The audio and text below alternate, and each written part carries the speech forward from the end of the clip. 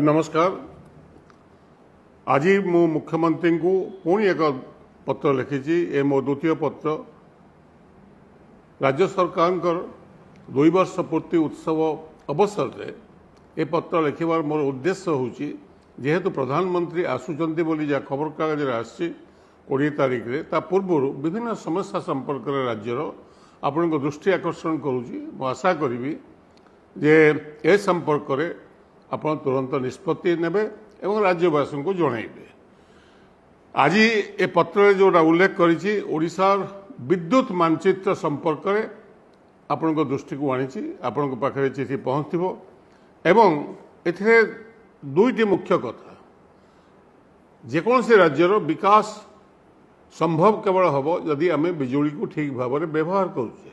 शक्ति से शक्ति की आम यदि ठीक भाव में लोकाभिमुख न करवा ताहले से राज्यर विकास संभव नुहे। भारत वर्ष जो राज्य माने विकसित होती से राज्य रे राज्य सरकार माने से अंचल कृषि पाई से राज्यर कृषक मानकु एवं कृषि विकास पाई प्रोत्साहन देइचंती बिजुली व्यवहार रे।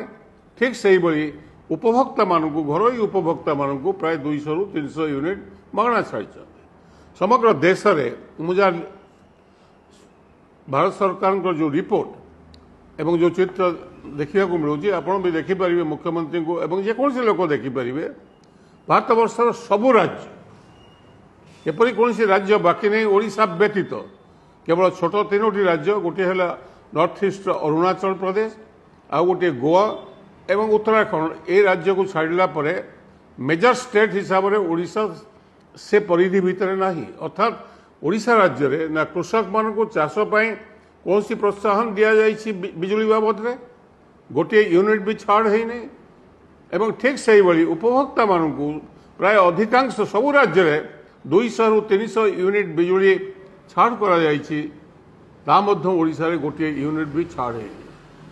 जेतबेले मु देखिली जे ओडिशार समुदाय जो बिजुली उत्पादन होउची तार 80 रु 90 भाग बिजुली व्यवहार होची का द्वारा ना बड़ शिल्प माने से माने ए बिजुली को प्राय व्यवहार करचंती एवं तांको जो व्यवहार करिया पई सुजोग राज्य सरकार देइचंती तार रेट जा होईची से मात्र 4 टंका 50 पैसा रु आरंभ होईची 5 टंका पर्यंत। किंतु भारत वर्षर अन्य राज्य महाराष्ट्र हो कर्णाटक हो आंध्र प्रदेश हो तेलंगाना तमिलनाडु अन्य जेकोसी राज्य रे आपण देखिबे सेठी बृहत शिल्प 8 टंका 9 टंका 10 टंका 12 टंका पर्यंत 13 टंका पर्यंत मध्य गोटे गोटे यूनिट को सेमाने नौचंदी। किंतु अन्य पटे चाषी मानकु मुक्त बिजुली दिया जाउची अति कम रे 10 हॉर्स पावर मोटर चलेवा पर्यंत। किंतु ओडिशा राज्य रे जस्ट द अपोजिट आमे व्यवहार करूँ कृषि पाई मात्र 2% आमर समुदाय बिजुली। ठीक सही भली उपभोक्ता मानकु आमे 0 यूनिट सब्सिडी दौचु आदौ गोटे नुआ गोटे पैसा भी आमे सब्सिडी दिया जाउनी उपभोक्ता मानकु। जदि 300 यूनिट छाड़ कर दिया जाए ओडिशार 80 भाग उपभोक्ता को 0 बिल मिलिबो। समुदाय केते आमर उपभोक्ता समुदाय बिजुली मात्र 8% आमर उपभोक्ता मान व्यवहार कर अन्य राज्य मानक 25 रु 30% उपभोक्ता मान व्यवहार कर कारण तांकर मुंड पिछा आय एवं तांकर व्यय करिवार शक्ति अच्छी आम राज्य से अवस्था नहीं एवं जोथि अधिकांश गरीब गुरुबा लोक कौटी गोटे बल्ब जलाऊँ तो फैन टे भी जलवा बुलेवाई पाखे शक्ति ना से प्रोत्साहन देवाई जदि राज्य सरकार पक्ष बहु दिन धरी ए संपर्क में मुझे दाबी करी आसुची कही चली जे भाई कम से कम चाष आम यदि अन्य राज्य में 25 रु 30% चाष जदि बिजुली व्यवहार होउची आम राज्य में 1 रु 2% आठू लज्जाकर कथा किसी थाई पारे। कर्णाटक गोटे राज्य जो राज्य में 60 भाग जलसेचन होउची केवल इलेक्ट्रिक पाई जेहेतु लिफ्ट इरिगेशन पॉइंट एवं बोरवेल पाई प्राइवेट बोरवेल पाई आम राज्य किसी ना बंद। आमर चाष उपयोगी जमी प्राय 3/4 जमी बर्तमान खाली पड़ी चाष हो चाषी मुंडे हाथ देकी बस ଧାନ ଗଣ୍ଡା ଯେତେବେଳେ ବର୍ଷା ପାଇଁ ଧାନ ଗଣ୍ଡାଏ କରୁଛନ୍ତି ତାପରେ ଅନ୍ୟ କୌଣସି ଫସଲ ନାହିଁ, ଯାହାର ପରିଣାମ ହେଇଛି ତାଙ୍କ ପିଲାମାନେ ଚାଷୀର ପିଲା ଏବଂ ମୂଲିଆଙ୍କ ପିଲା ଉଭୟ ଯାଉଛନ୍ତି କୋଉଠିକିନା ଦାଦନ ଖଟିବା ପାଇଁ। ଗାଁରେ ଯୁବକ ପିଲାମାନେ ଆଉ ଗାଁରେ ନାହାନ୍ତି ଦାଦନ ଖଟିବା ପାଇଁ। 60-70 ଲକ୍ଷ ପିଲା ଓଡ଼ିଶାରୁ ଦାଦନ ଖଟିବାକୁ ଯାଉଛନ୍ତି। ଏବଂ ଠିକ୍ ସମୟ କୋଇଲା ଉତ୍ପାଦନ ଆମ ରାଜ୍ୟରେ 300 ମିଲିୟନ ଟନ୍ ଗତ ବର୍ଷ ହେଇଛି। ଆମର ମାତ୍ର 20-25 ମିଲିୟନ ଟନ୍ର ଆବଶ୍ୟକତା ରହିଛି ଆମର ବିଜୁଳି ଯେତିକି ଆବଶ୍ୟକ। ଆମେ ଅନ୍ୟ ରାଜ୍ୟକୁ ଦଉଛେ କୋଇଲା, ଅନ୍ୟ ରାଜ୍ୟକୁ ଏଠି ବିଜୁଳି ଉତ୍ପାଦନ କରିକି ଅନ୍ୟ ରାଜ୍ୟକୁ ଦଉଛେ। ସେମାନେ ସବସିଡାଇଜ କରୁଛନ୍ତି ଏବଂ ସବସିଡାଇଜ କରିକି ତାଙ୍କର ରାଜ୍ୟକୁ ବିକାଶ କରିଛନ୍ତି। ସେମାନେ ଭାରତ ବର୍ଷର ସବୁଠୁ ବିକଶିତ ରାଜ୍ୟରେ ପରିଣତ ହେଇଛନ୍ତି। ପର କ୍ୟାପିଟା ମୁଣ୍ଡ ପିଛା ଆୟ ଆମଠୁ ବହୁ ଆଗରେ। ଆମେ ମୁଣ୍ଡ ପିଛା ଆୟରେ ଭାରତ ବର୍ଷର ସବୁଠୁ ତଳେ, ଗରିବରେ ଆମେ 1 ନମ୍ବର ହେଇଛେ। ଆମର କୋଇଲା, ଆମର ପାଣି, ଆମ ଜମି ଯିବ, ଆମ ଘର ଢିଅ ଯିବ ଏବଂ ଏଣ୍ଟାୟାର ଜଳବାୟୁ ସବୁ ପ୍ରଦୂଷିତ ହେବ। ତାର ପରିଣାମ ହେଇଛି ଆମେ ସଫର କରିବୁ। କେବଳ ଶିଳ୍ପପତିମାନଙ୍କୁ ଓଡ଼ିଶା ରାଜ୍ୟରେ ପ୍ରାୟ 70,000 କୋଟି ଟଙ୍କାର ସବସିଡି ଦିଆଯାଉଛି ପ୍ରତିବର୍ଷ ଶସ୍ତା ବିଜୁଳି ଯୋଗେଇ।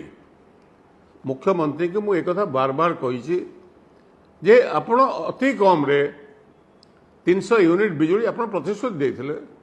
ଇଲେକ୍ସନ ପୂର୍ବରୁ ଲୋକଙ୍କୁ କହିଥିଲେ ଆମେ 300 ୟୁନିଟ୍ ଛାଡ଼ କରିବୁ ବୋଲି, କାହିଁକି ଛାଡ଼ କରିନାହାନ୍ତି? ଜିରୋ ବିଲ୍ ଆସିବ 80% ଲୋକଙ୍କର କନଜ୍ୟୁମରଙ୍କର।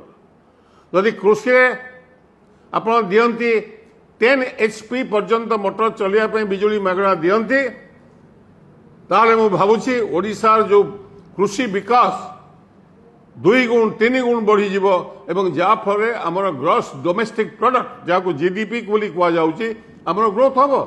ଏ ସ୍ୱାଭାବିକ। ସବୁ ରାଜ୍ୟରେ କୃଷିର ବିକାଶ ବିନା କୌଣସି ରାଜ୍ୟର ବିକାଶ କେବେ ସମ୍ଭବ ନୁହେଁ। ତେଣୁକରି ମୁଁ ଆପଣଙ୍କୁ ମୁଖ୍ୟମନ୍ତ୍ରୀଙ୍କୁ ଅନୁରୋଧ କରିଛି ମୋ ପତ୍ର ମାଧ୍ୟମରେ ଆପଣ ଏ ସମ୍ପର୍କରେ ରାଜ୍ୟବାସୀଙ୍କୁ ବିଚାରକୁ ନିଅନ୍ତୁ। ଯଦି ଆବଶ୍ୟକ ପଡ଼େ, ଆପଣ ଭାବୁଛନ୍ତି ଆପଣଙ୍କର ପାଖରେ ଟଙ୍କା ନାହିଁ, ଆପଣ ଗୋଟିଏ ଟଙ୍କା ଇଣ୍ଡଷ୍ଟ୍ରି ପାଇଁ ବଢ଼େଇ ଦିଅନ୍ତୁ, ଗୋଟାଏ ୟୁନିଟ୍ରେ କ୍ରସ୍ ସବସିଡାଇଜ କରିଦିଅନ୍ତୁ। ଅନ୍ୟ ରାଜ୍ୟରେ ବି ସେ କଥା କରାଯାଉଛି।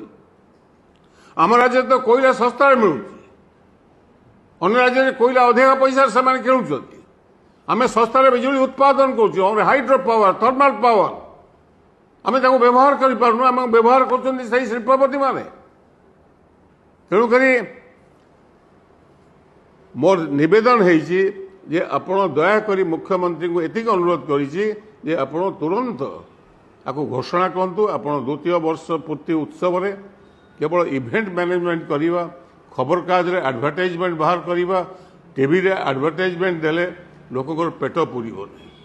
ଲୋକ କେମିତି ଓଡ଼ିଶାର ଲୋକେ ଗରିବରୁ ମୁକ୍ତ ହେବେ ସେ ସମ୍ପର୍କରେ ଯଦି ଆପଣ ନିଷ୍ପତ୍ତି ନ ନିଅନ୍ତି ତାହେଲେ ଓଡ଼ିଶାର ଅବସ୍ଥା ଆହୁରି ଦିନକୁ ଦିନ ଖରାପ ହେବାର ଲାଗିବ।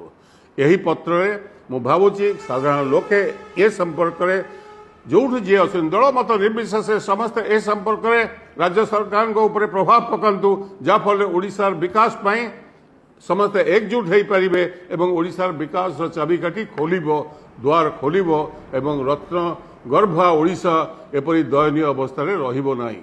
ନମସ୍କାର, ଧନ୍ୟବାଦ।